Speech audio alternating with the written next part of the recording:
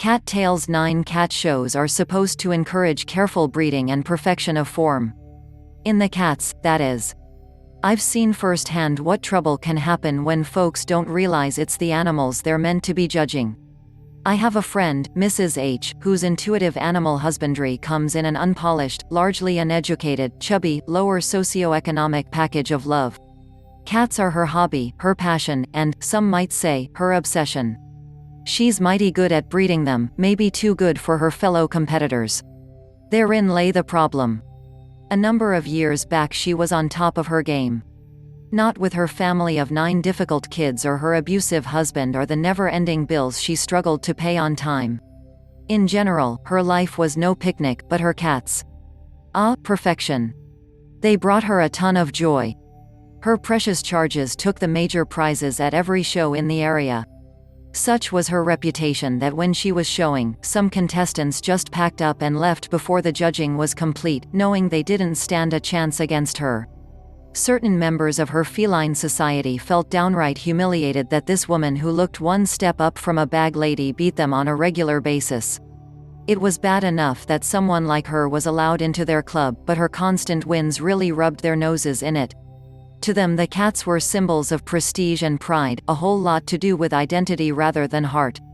Mrs. H didn't care for that attitude, but in her typical forgiving way she said, "To each his own.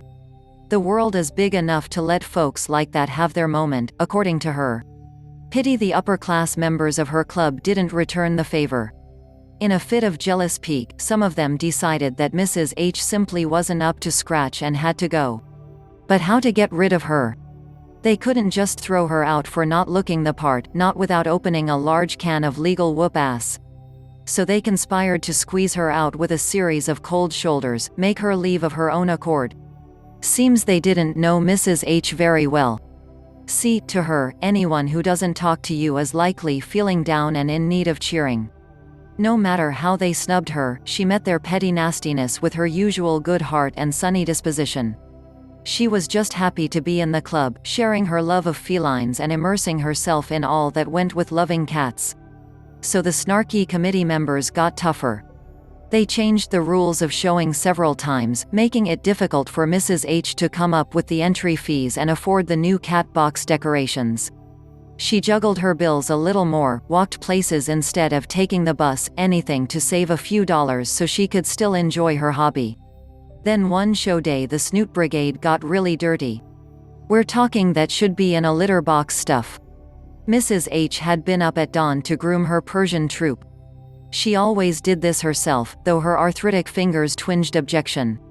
Her son's friend gave her a ride to the show venue, her cat boxes filling the back of his sedan.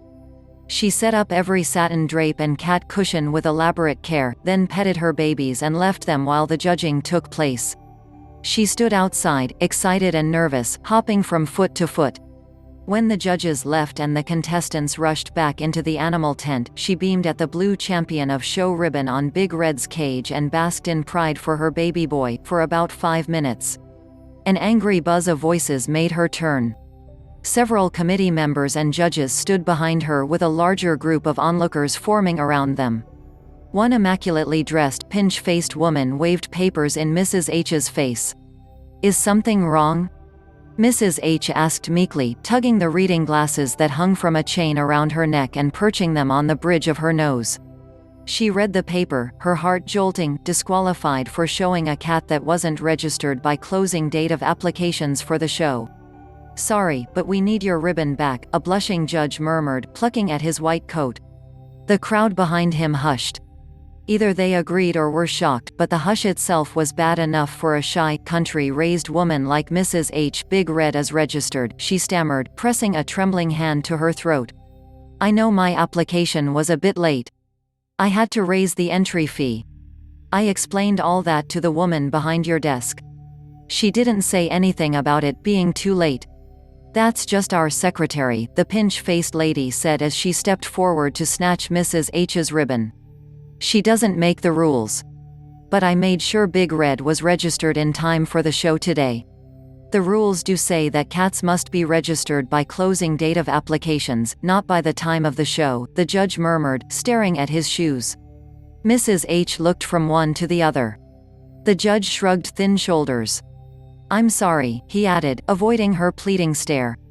Mrs. H's big blue eyes widened and swam with tears. Then she lifted her chin, packed up her cats, and went home without another word, never realizing the worst was still to come. About a week later, a letter arrived saying that because she'd broken the rules on the day of the show, some Cat Society members had moved that her yearly membership not be renewed. That was too great a blow. She fell in a messy heap on her bare wooden steps and howled for half an hour. If she couldn't show her cats, she couldn't fetch as much for her kittens, and without that income, she couldn't afford to feed all her beloved pets, not with her family situation being how it was. That meant she'd have to scale down her breeding program. And that meant selling off some of her much-adored breeders. She'd rather gnaw off her own leg. Mrs. H wasn't the kind to drop her bundle for long. Though everything looked grim, she continued to believe that a new door would open for her.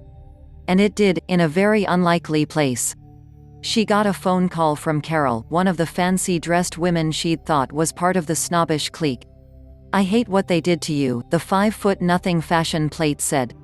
"Cat shows should be about our animals, not the people who own them.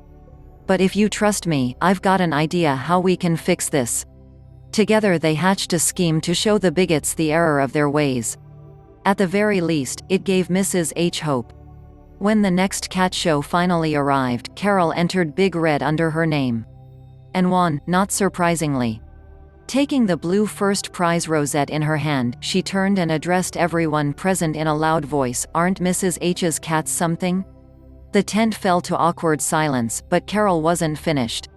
She walked over to the second-place winner and smiled, then quickly rattled off the cat's ancestry, all the way back to one of Mrs. H's cats. Then she moved on to the third-place holder and did the same. "All of our wins are connected to Mrs. H," Carol crowed, warming to her subject.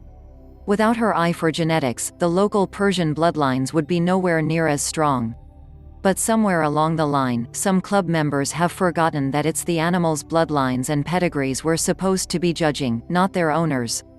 How is it that the woman who has done so much for us and our cats is no longer welcome in our club? Her face reddened with passion for her subject, even as the judges paled with humiliation. Finally she was asked to leave, without her ribbon. The committee called an emergency meeting, and nothing more was heard from them for weeks. Then Mrs. H received another letter, this one reinstating her membership and listing all the upcoming show events. She chuckled and rubbed her double chins. She'd never been one to hold a grudge.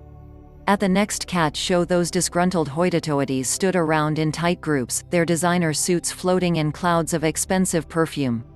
The Louis Vuitton handbags slung over elegant, gym-toned shoulders held Evian water, facial spritzer, and makeup kits for ongoing facial repairs during the day. Mrs. H, in contrast, wore her favorite cotton smock, handmade by her daughter from fabric Mrs. H had picked out at Bargain Box because she liked its cat pattern. The bodice shimmered with the gold-coated plastic and sequins of a dozen cat brooches she'd collected over the years. Her oversized vinyl pocketbook was crammed with everything imaginable for her cat's health, safety, and comfort. With her, the cats always came first. Beside her, as immaculate as ever, stood Carol, 5 feet of protective fury, testament to the adage, "It's not the size of the cat in the fight, it's the size of the fight in the cat," or friend, in this case. Mrs. H won 3 ribbons that day, including Grand Champion. Better yet, folks jostled for the chance to order her kittens, booking litters for the next year and bumping up her asking price. Every extra dollar widened her smile and ensured she'd be able to continue paying for her hobby for a long time to come. As far as I can see, everyone won that day.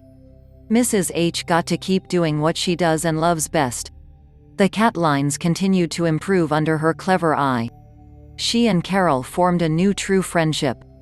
And a group of snobs learned that having money was no excuse for exclusive, condescending behavior toward their fellowman, bringing that cat fight, which should never have begun, to a perfect end.